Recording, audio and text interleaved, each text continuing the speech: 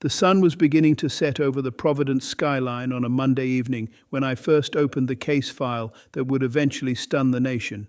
I have sat on this bench for many years, and I have seen it all, from the desperate mother who couldn't pay a parking ticket because she was buying milk for her children, to the hardened individuals who have lost their way. But this file felt different. It felt heavy in a way that had nothing to do with the number of pages. The name on the folder was Barron Harrison, an 18-year-old young man whose father currently holds the highest office in our land, the Presidency of the United States. As I sat in my chambers, the silence of the building echoing around me, I read the charges: reckless driving, endangering public safety, and a flagrant failure to yield to emergency vehicles. It would have been easy to see this as just another case of a young person with a fast car and a lack of judgment, but as I delved deeper into Officer Martinez's report, I realized that this was a confrontation between two very different versions of America, one based on the rule of law and the other on the illusion of untouchable privilege. When Tuesday morning arrived, the atmosphere in the courtroom was unlike anything I had ever experienced in all my decades of service. Usually my court is a place of local concerns, but today the air was thick with the presence of Secret Service agents, high-priced attorneys in tailored suits, and a media frenzy gathered just outside the doors. I looked at the young man standing before me. He was tall, composed, and possessed a posture that suggested he was more used to being the center of a gala than a defendant in a municipal court. He looked at me, not with the nervous twitch of a teenager who had made a mistake, but with the calm, almost bored curiosity of someone who believed the rules were merely suggestions for the ordinary people. I thought back to my conversation with Judge Robert Chen earlier that morning.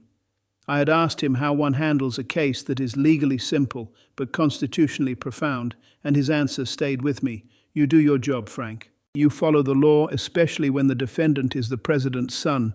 It was a reminder that justice is not a respecter of persons, and the black robe I wear belongs to the people, not to the powerful. The specific details of the incident on I-95 were what truly troubled my spirit as I began the proceedings. It wasn't just that he was going 78 miles per hour in a 65 zone. It was what happened when the sirens started screaming. A convoy of 3 ambulances and 2 police escorts was desperately trying to navigate through traffic, carrying a critically injured 7-year-old girl named Isabella Rodriguez to Hasbro Children's Hospital. According to the state police report, while every other car on that highway pulled to the right to honor the sanctity of a life in the balance, this young man accelerated. He wove his customized BMW between the ambulances, using their sirens as a personal clearance for his own travel. When Officer Martinez finally managed to pull him over, his first words weren't an apology, they were a declaration of ownership. He had asked the officer if he understood that America belongs to my family, suggesting that the ambulances should have been escorting him rather than saving a dying child. This statement was a dagger to the heart of everything I believe about our democracy. As the arraignment began, I watched his legal team, led by Catherine Whitfield, attempt to file motions to dismiss the case before it could even be heard. They spoke of misunderstandings and security protocols, trying to wrap a simple act of negligence in the flag of executive privilege. I had to stop them. I looked directly at the young man and asked him to state his full name for the record. Barron William Harrison, he replied, his voice steady and devoid of the tremors usually found in my courtroom. I informed him of the charges: reckless operation, endangering public safety, and failure to comply with emergency vehicle protocols. When I asked for his plea, he didn't look at his lawyers. He looked at me and said, "Not guilty, because emergency vehicles are supposed to coordinate with VIP travel, not create conflicts." The silence that followed his statement was absolute. It was the sound of a courtroom realizing that this young man truly believed the world revolved around his family's schedule, even at the expense of a child's life. I decided then that I needed to walk him through the reality of his actions, step by step.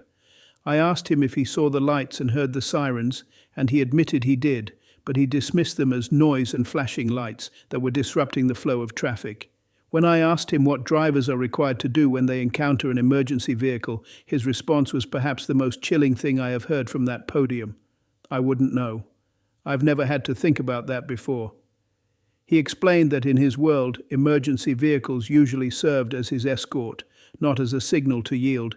He had assumed the ambulances were part of his own security detail that had simply failed to coordinate with his travel plans.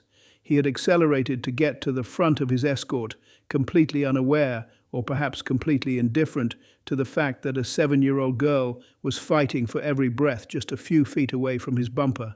I felt a deep sense of sorrow for him in that moment, not because of the trouble he was in, but because of the poverty of his understanding. I told him about Isabella Rodriguez. I described the massive internal bleeding, the punctured lung, and the traumatic brain injury she had sustained.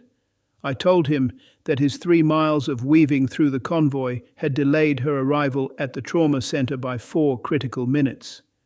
In the world of emergency medicine, those 4 minutes are not just a measure of time.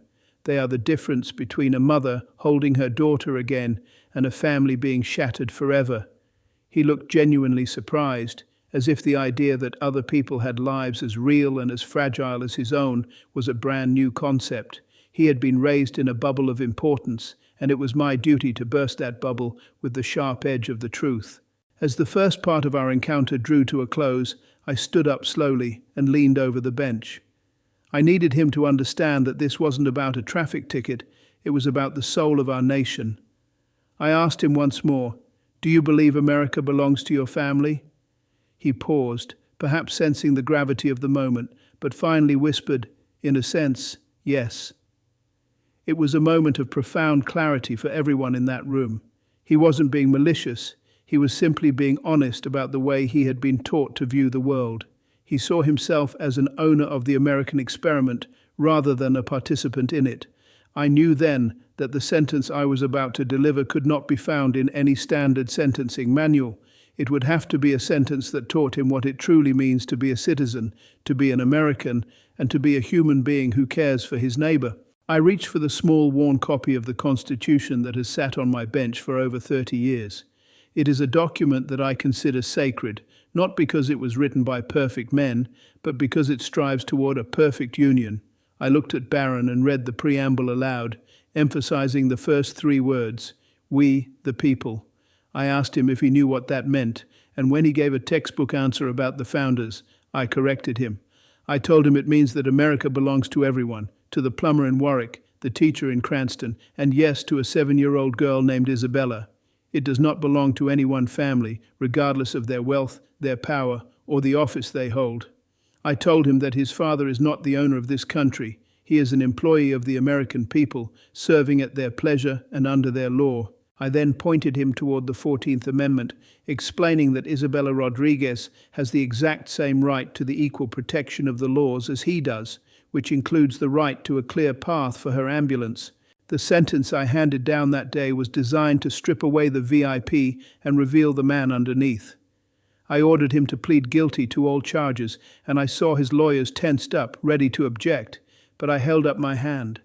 I fined him $2,500, the maximum allowed, and ordered that every cent of that money be paid directly to the Hasbro Children's Hospital Trauma Unit. But money is easy for a family like his. Time and service are the true currencies of the heart. I ordered him to complete 200 hours of community service at that very hospital, specifically in the trauma unit where Isabella was recovering. I wanted him to see the faces of the families sitting in those waiting rooms, praying for a miracle. I wanted him to see what 4 minutes of delay actually looks like when a surgeon is scrubbing in and every second is a heartbeat lost. I didn't stop there. I ordered him to undergo 30 hours of ride-alongs with the Providence Fire Department ambulance crews. I wanted him to sit in the front seat of those vehicles he once thought were his personal escorts. I wanted him to feel the adrenaline of a cardiac arrest call, to hear the sirens from the inside, and to feel the frustration of a driver who refuses to move. I told him he would experience what it feels like when every second counts and the world doesn't yield to you. Furthermore, I required him to write personal letters of apology to the 3 paramedic crews he had obstructed. These letters could not be drafted by his father's communications team or his high-priced attorneys. They had to be in his own hand, in his own words, acknowledging that their mission to save a life was infinitely more important than his desire to get to his destination. To ensure that this lesson reached others of his generation, I ordered the establishment of the Isabella Rodriguez Emergency Response Education Initiative.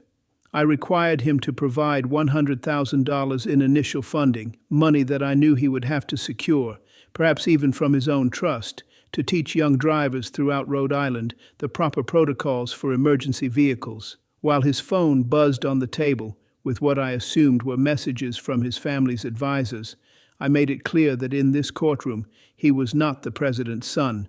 He was a citizen named Barron who needed to learn the difference between privilege and responsibility.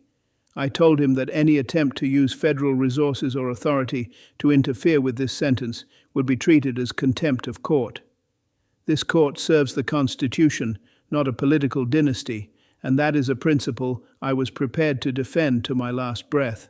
I also felt it was necessary for him to understand the intellectual foundations of our democracy.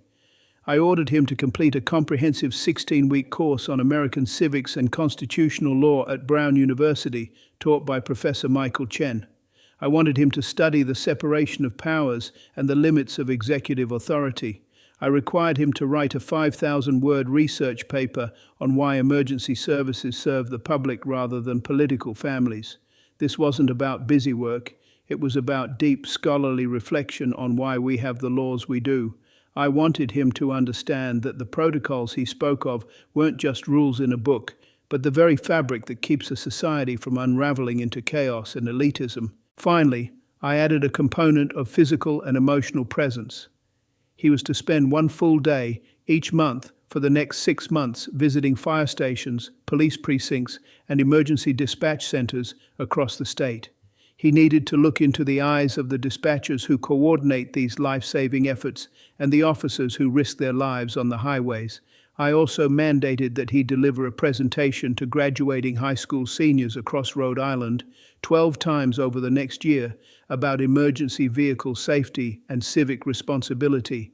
I wanted him to have to stand before his peers and admit his mistake, turning his moment of greatest shame into a lesson for others. I asked him if he understood these terms, and for the first time I saw a flicker of something new in his eyes, not confidence, but a heavy realization. He whispered, "Yes, Your Honor," and the journey of his transformation began. As I watched him leave the courtroom that day, surrounded by his entourage, I wondered if the seeds I had planted would grow.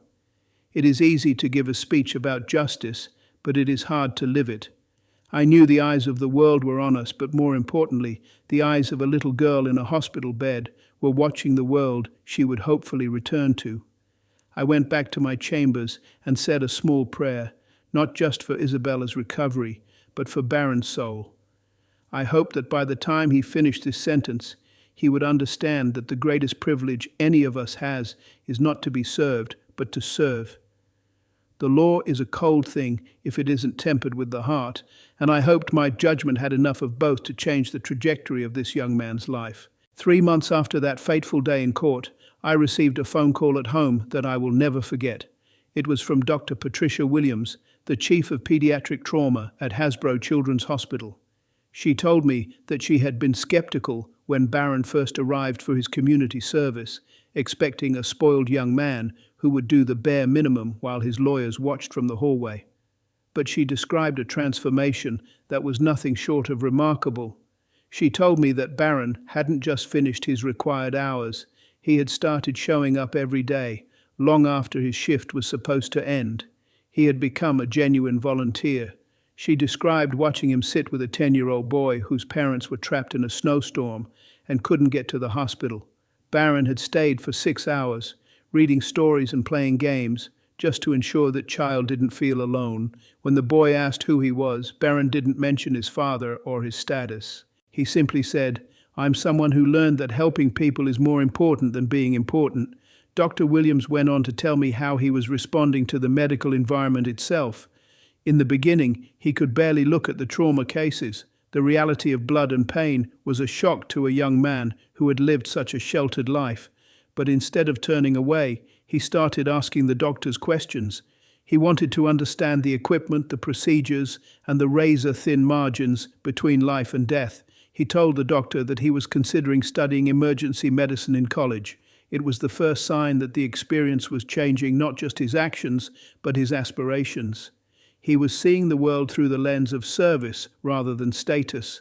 He was seeing the fragility of life and the heroism required to protect it, and he found himself wanting to be a part of that heroism rather than an obstacle to it.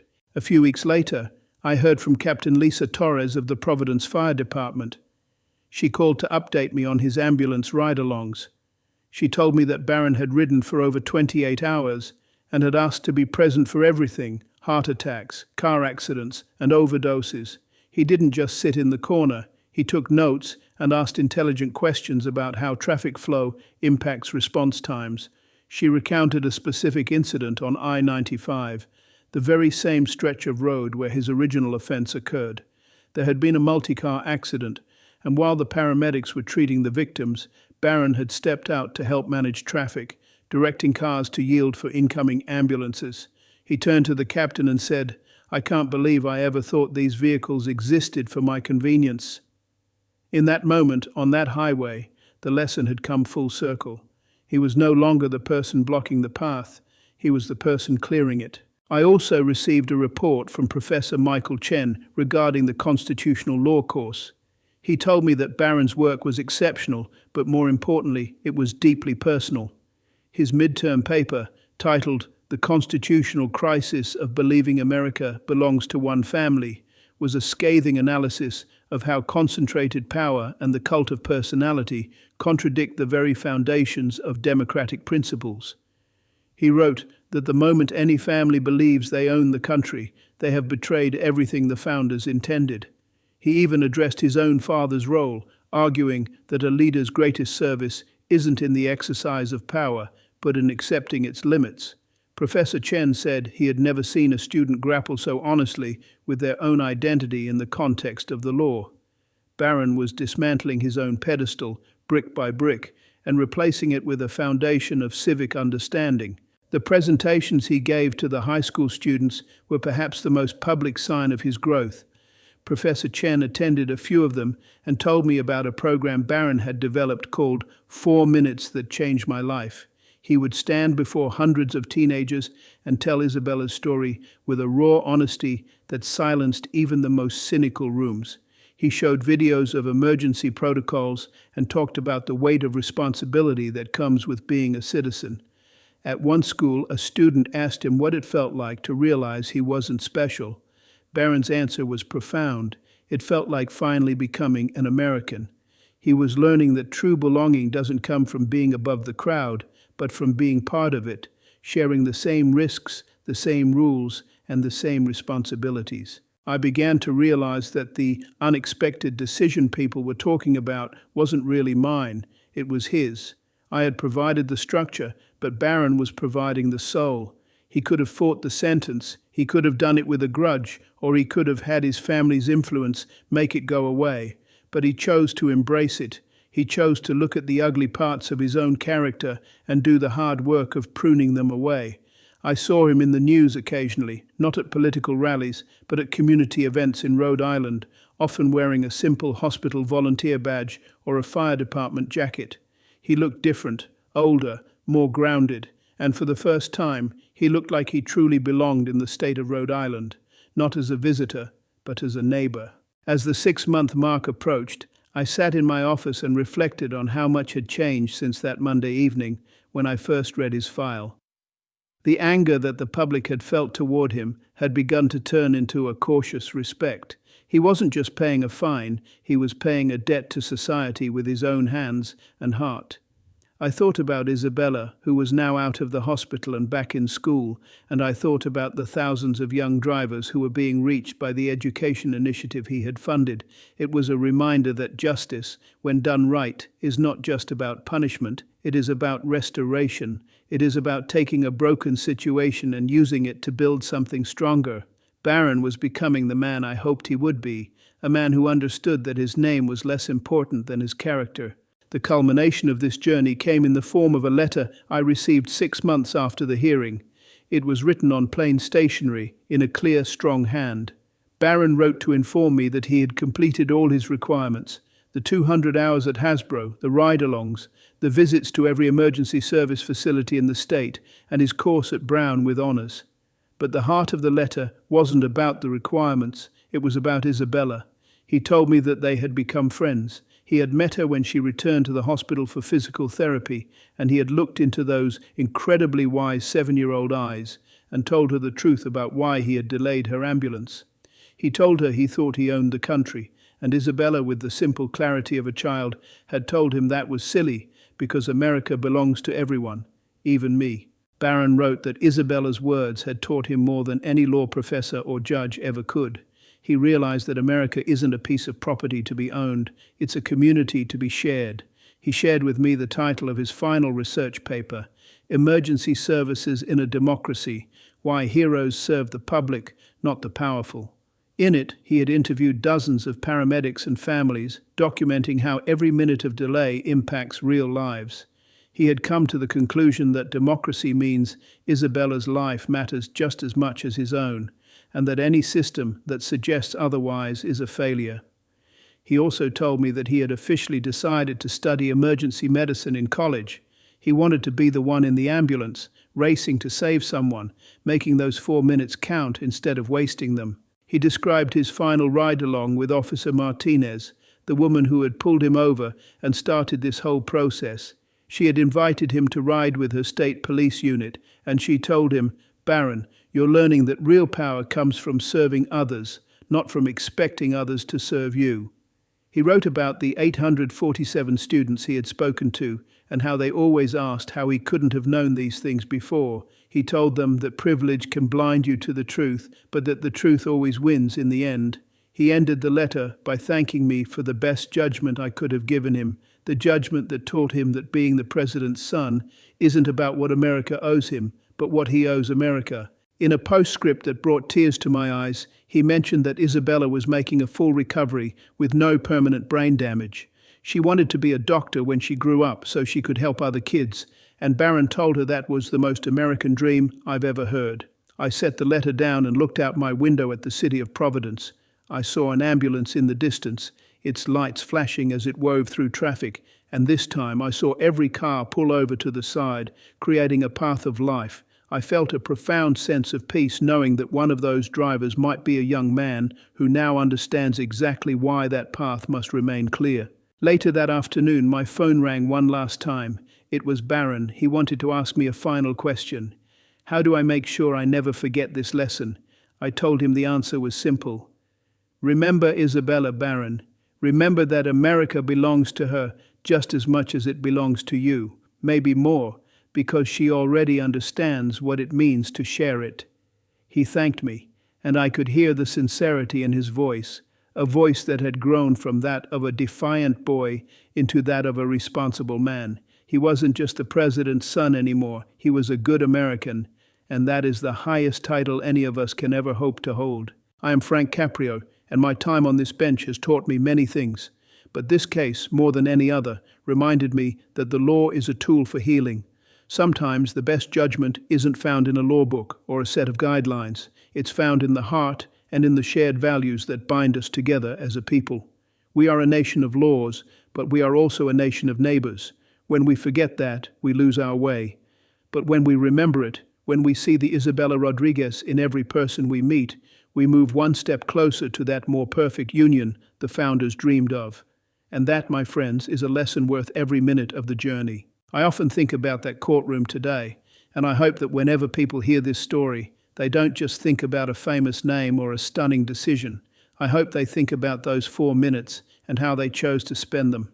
I hope they think about the ambulances in their own lives and the ways they can clear the path for someone else, because in the end, we don't own this land, we are its caretakers, and the best way to take care of America is to take care of each other with compassion, with justice, and with a heart that knows no privilege.